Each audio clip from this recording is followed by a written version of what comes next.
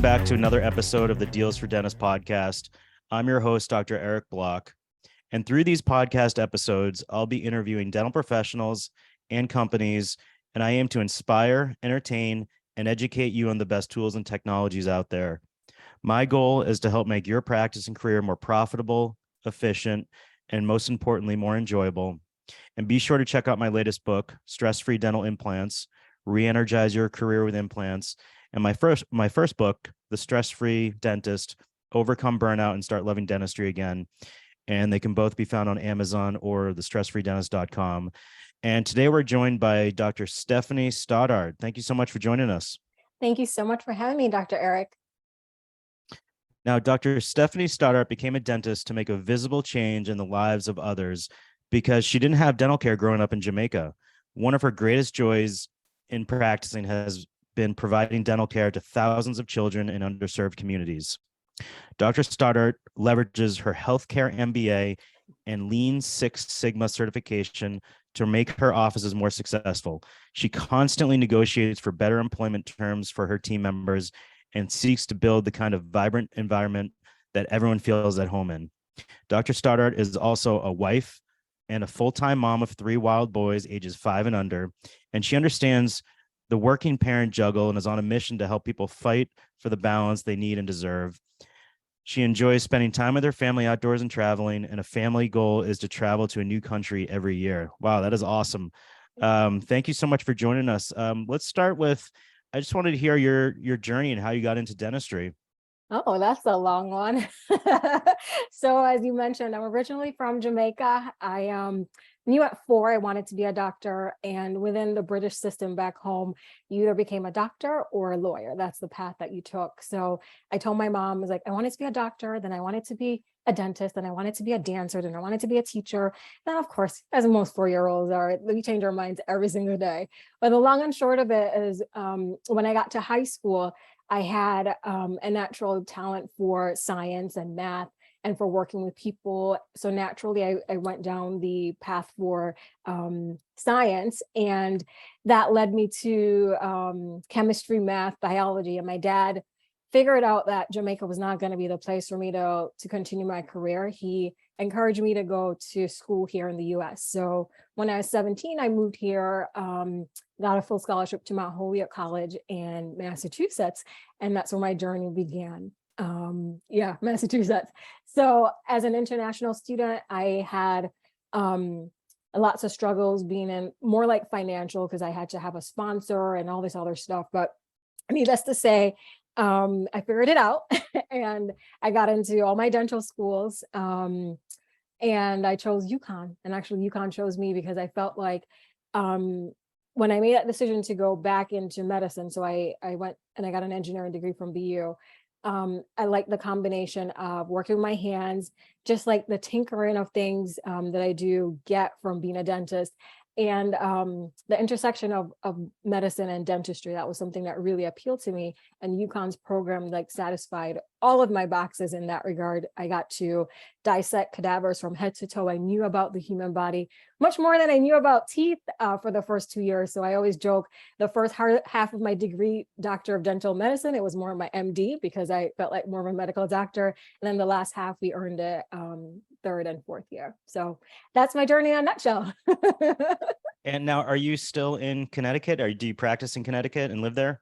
Yes, I do practice and live in Connecticut. So my heart for the underserved communities, actually in Jamaica, I didn't even know there was a thing of like, I guess racism here. I guess I knew it, but not really felt it. Because at home, our motto is out of many one people. We're colonized by the Brits. We have, I have white uncles, I have Chinese cousins. So for me, the combination was never something that was huge. It wasn't like a big deal because I saw people of multiple nationalities within my own sphere.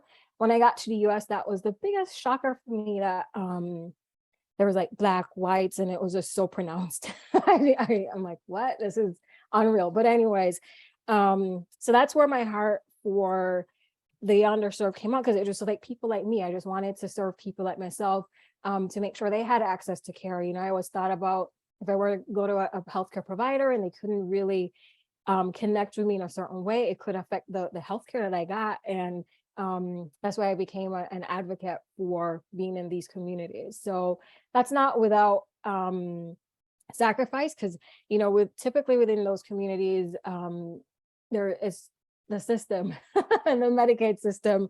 It's set up such that yeah, you do have to do more. You do have to see more patients. So I think that's part of what contributed a bit to my burnout. It was always a high pace environment. So I knew I was helping so many people and it felt good, but at some point I felt tired, just felt like, okay, well, what's really my mission here? Like, it's great to be able to provide care, but it hit me at one point. I was pregnant.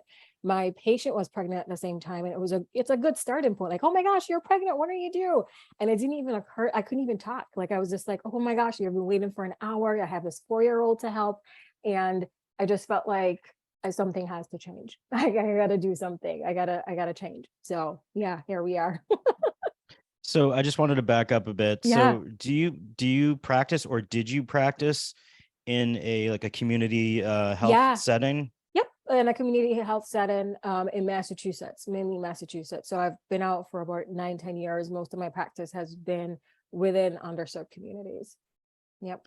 But you're currently in more of like More like private. a private practice, semi-private practice. I mean, we are owned by a corporation as well too. So, I do try to fill that need by being out there in the communities, encouraging kids within those communities that there are many options for them, because a lot of times those environments are riddled with drugs or crime or whatever it is. They haven't had that example. So I try to be that example for them within the community. Yeah. And now, so would you consider yourself part of corporate dentistry, like a DSO? Is that the type of model that you're in? Yeah, it's the type of model that I'm in right now. Yep. Yep. And for any of the dentists listening out there, there's a lot of people coming out of school that are interested in this type of corporate DSO worlds. Can you just kind of give like some pluses and minuses about the DSO world? Yes. So there are different types of DSO environments. The one that I was previously in was strictly for Medicaid practices. The one that I'm in currently, it has more of a private practice feel. Yeah. So the perks of being in a DSO, you do have a full schedule. You don't have to worry about marketing. You do have that support from an organization that pours into like the billing and all the other stuff that comes with being a dentist. The negative of that is that you're not really your own boss. As much as you'd like to believe that you're your own boss, you're not really your own boss. So I think for work lifestyle balance, you do have a little bit more flexibility in that regard, but it also depends on what you want, and that's what I'm coming to realize. So I think private practice does offer a lot of benefits in terms of flexibility, but you do have the headaches of managing the business. So that's something you'd want to weigh as well. In corporate environments, the patient load is a little bit heavier, so you do get to build your speed a lot faster. You do get to get your confidence up a lot faster, because a lot of times, I remember in my first practice, I was literally one of 4, but I wasn't able to talk to the others, or they were so busy. So I had to figure it out on my own, which was good, because you do build the confidence that you need in order to see and treat patients effectively and with care, So that was one good thing. And then the other thing, health insurance, like that was a big deal for me. I am the primary breadwinner for my family. So most of the jobs that I've had, health insurance has always been an important piece for me. So always had to have a health insurance. So those are naturally the practices that I gravitated more towards. So yeah. That's great info. And now you mentioned burnout. Yep. Was it because of the high pace of the high volume situation that you were in when you were in Massachusetts? Were you just, putting too much pressure on yourself? What would you say actually is burnout, and how did you know you were in it, and what caused it? Okay. Very good questions.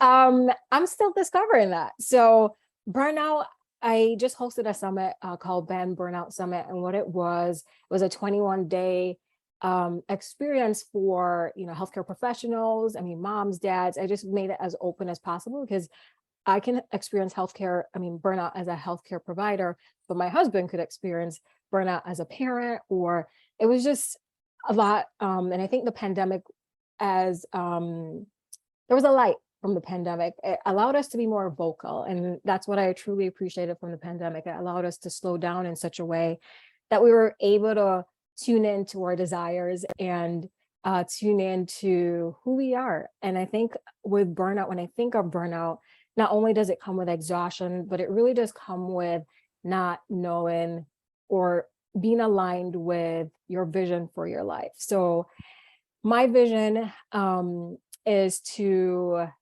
serve underserved communities, is to be that influence for them, that possibility of that hope of what is possible.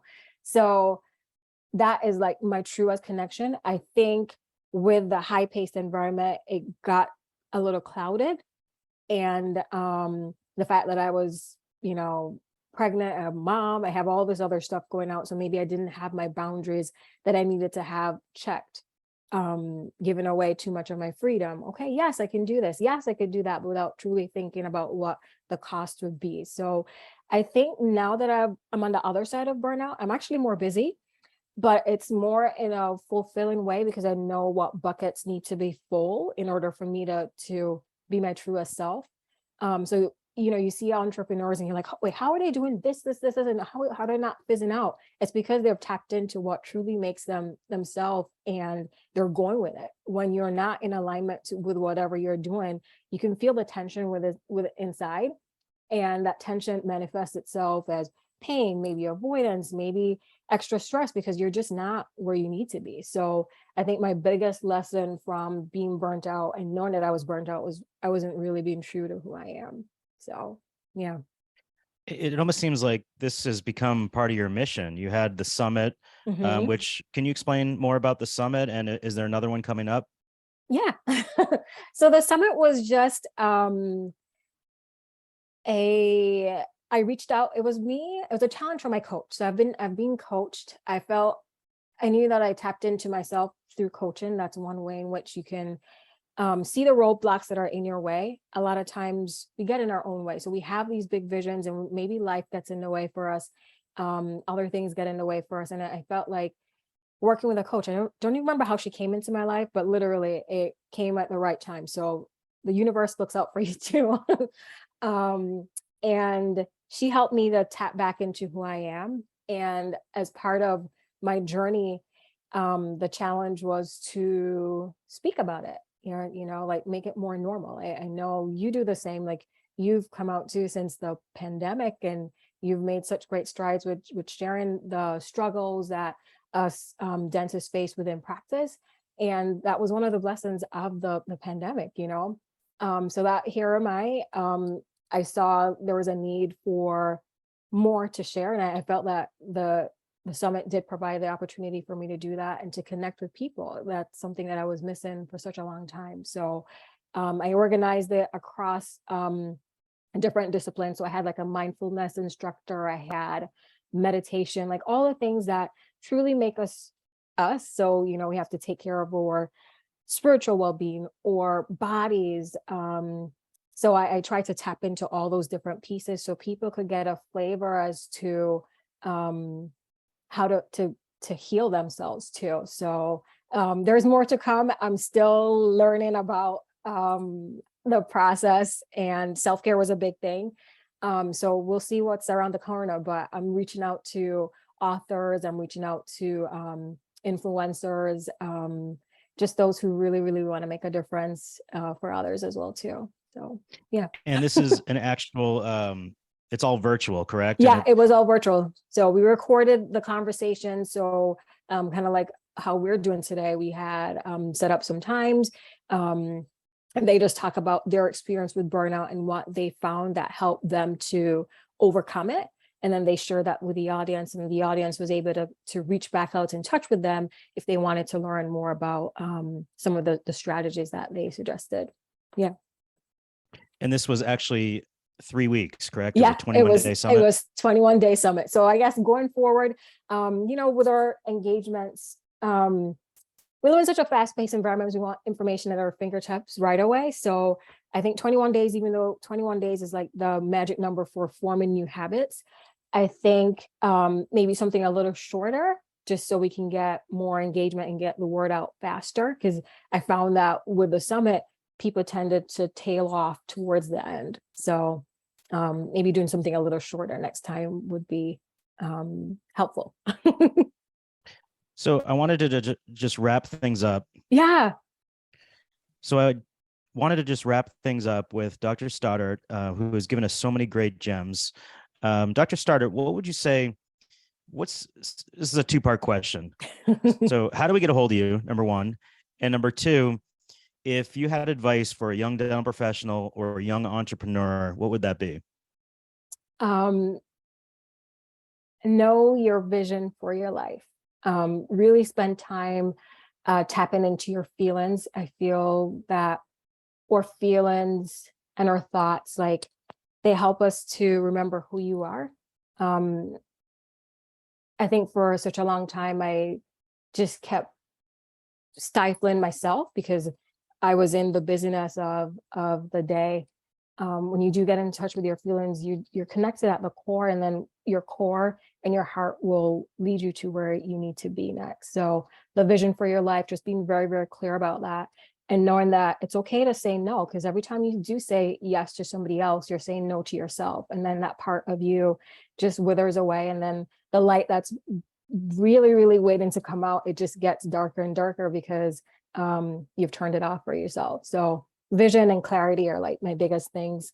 And one thing that I learned through my summit, I had this mindfulness instructor.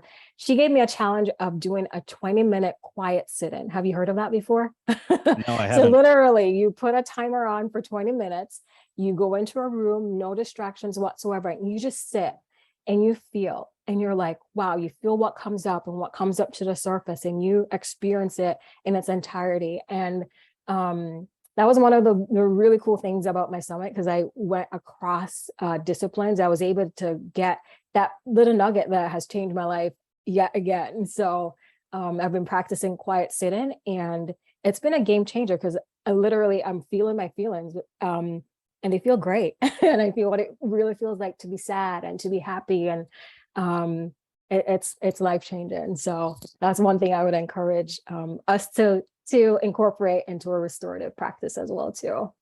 Especially when you have 3 wild boys in the house, you need that 20 minutes by yourself. Yeah, definitely. Especially when I have 3 wild boys at home. So the easiest way for you to get in touch with me, I am on LinkedIn. And then, over the next couple months, I'll be starting another summit. So that will be out on blast as well too. But for now, LinkedIn is where it is. Awesome. Stephanie, thank you so much for joining us, and so many great gems. Let's be in touch. Definitely. Thank you for having me here.